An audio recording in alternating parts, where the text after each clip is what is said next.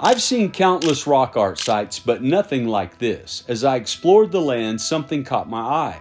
A wooden cross marking a ridge, a sign of death, and it stopped me in my tracks. In that moment, I began to wonder, what if the answers to life and death, creation and closure are buried here? What if they're waiting to be unearthed? In this video, I'm about to show you how one final petroglyph might just hold the key to unlocking a hidden truth, one that could reveal the sacred connection between life, death, and creation itself. And all this, the mystery, the symbolism, the connection between life and death lies hidden beneath Baboquivari Peak. This sacred mountain, the God Mountain, the birthplace of Iatoi, holds the answers that have been secret for centuries.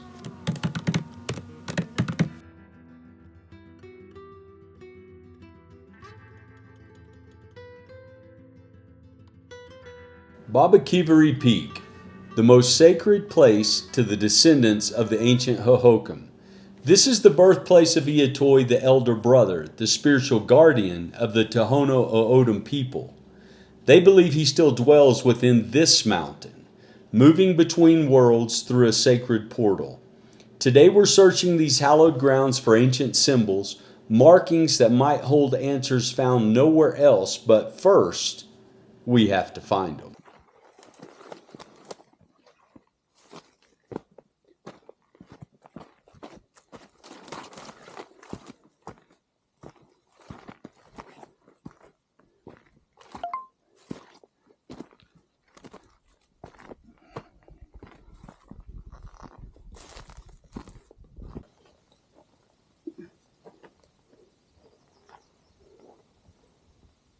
I'm going to take that as a good luck sign. I'm right here at this old ranch fence and found me a lucky horseshoe. Okay, after stomping around for a while, here's an update. So I saw this group of rocks right here, a bigger group of rocks than probably anywhere on this ridge. I kind of come up on the back side of it. Now let me show you.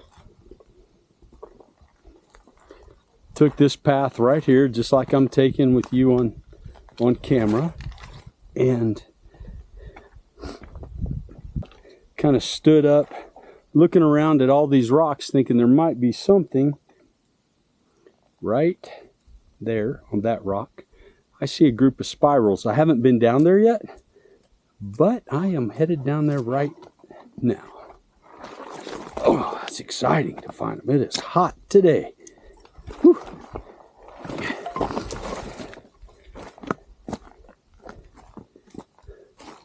They're very patinaed though. So look at this now. At least I'm like 90% sure. I mean, there's no way that's a natural pattern.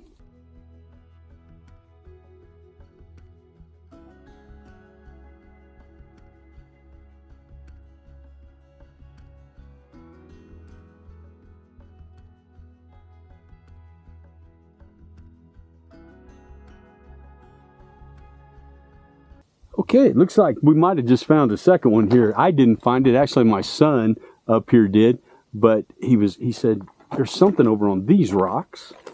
Here we go. These are facing east and getting a lot of sun. They're very faint. I'm hoping to find something a little more distinct. I can't even tell what these are, but they're definitely petroglyphs. I think today's like April 11th, and yesterday was already our first 100-degree day, so these are making me work for them. And but the reward is just fantastic when you come around a corner and you see that.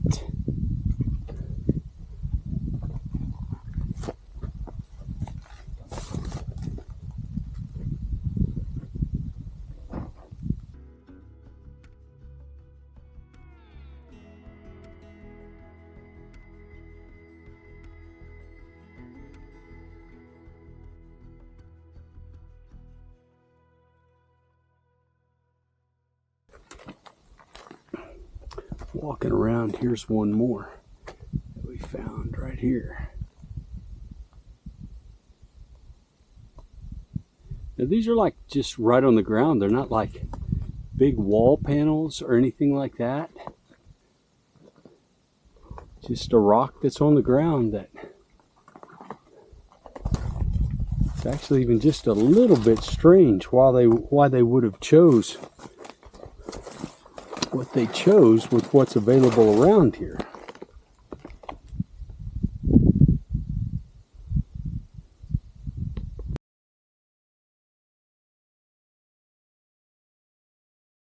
Right down here below me, do you see that? Wow, that makes it to be able to find something like that. How exciting. Let's get down here and see this. This is a good one. This is no question that I don't want to fall here. Oh, that's amazing. Look at that.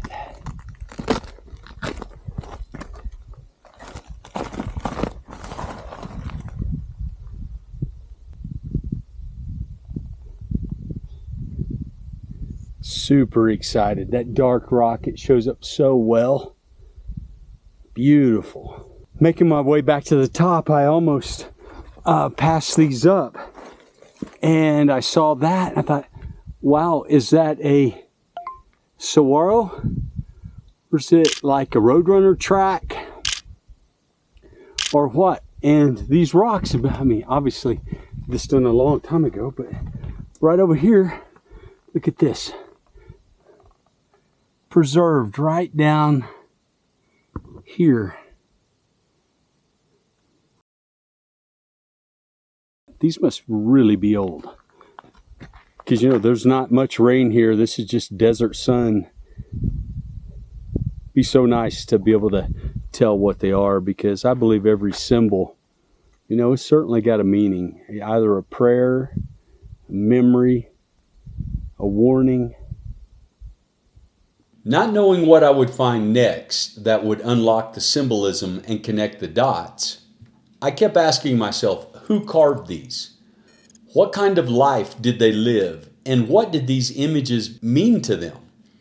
To really understand these markings, you have to understand the people behind them.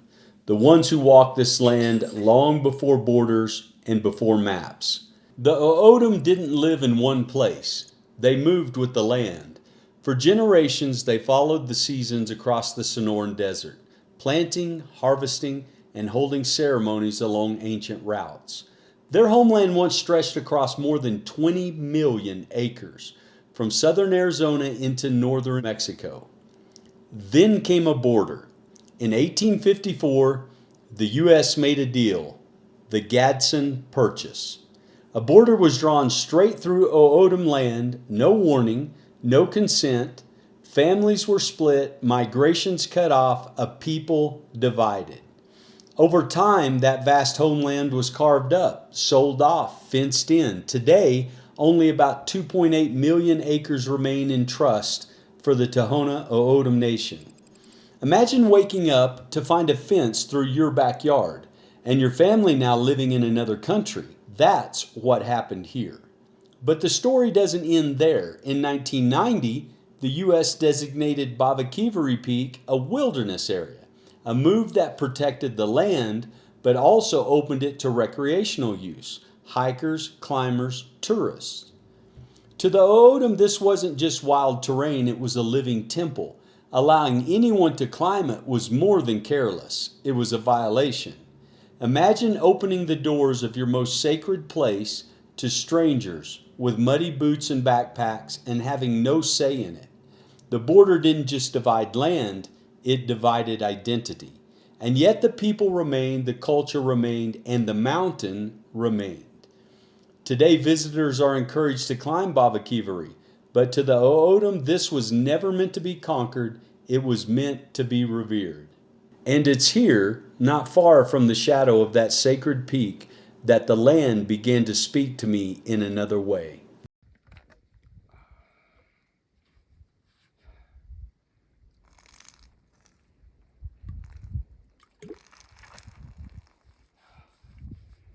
maybe 20 years ago, I was hunting in this area and I came across a petroglyph. Not exactly in this area. That's why I say I've never been in here before. The trouble is I can't remember where it was at. But it was a spiral, and it was on the hood, it was on a rock that was about the size, I like to say about the size of a pickup truck hood.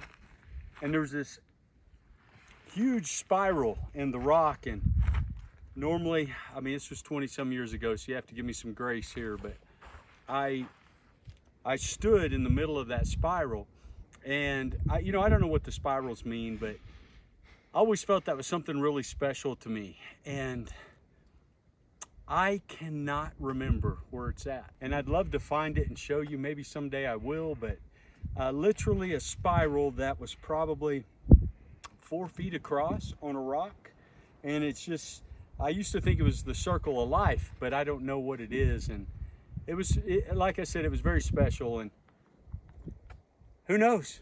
Maybe this year I'll find it.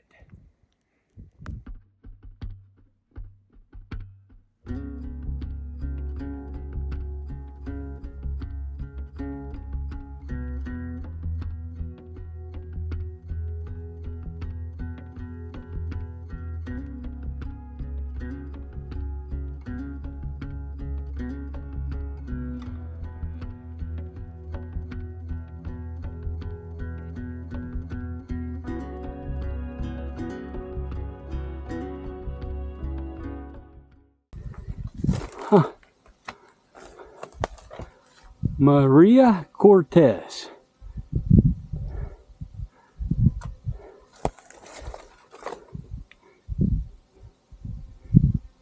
Wow. I don't know. I'll have to look up the story.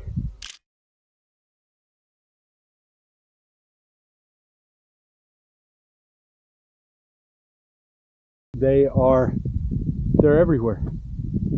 I'm going to try to document them as best I can here. I've been finding bits and pieces all day, but all of a sudden I hit this, and wow, I feel so blessed to have come across this. So here we go.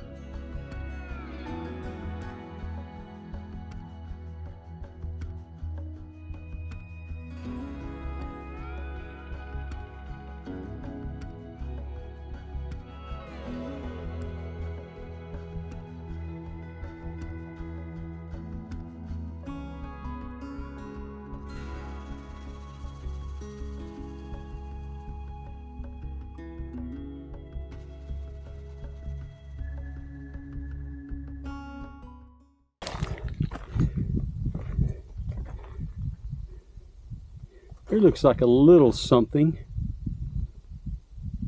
You can see that right there. Something else down here.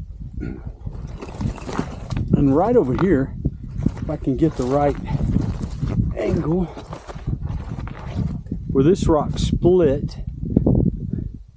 look at this rock right here. As I examined the petroglyphs, the prominence of the male figure stood out more than any other rock art I've encountered. At first I thought it was just about fertility, but as I studied it deeper, I began to understand something much more profound. These symbols with their exaggerated forms weren't merely marking reproduction, they were speaking to the act of creation itself, the essence of life emerging from the earth. This is the land where the clay man was born, where life itself was shaped from the earth. The art speaks to the beginning of life, a force that brings new forms into being, just as Eotoi shaped the first man from clay. These symbols, more than anything, represented the sacred power of creation to the ancient peoples, the force that brought life into being, rooted in the earth itself.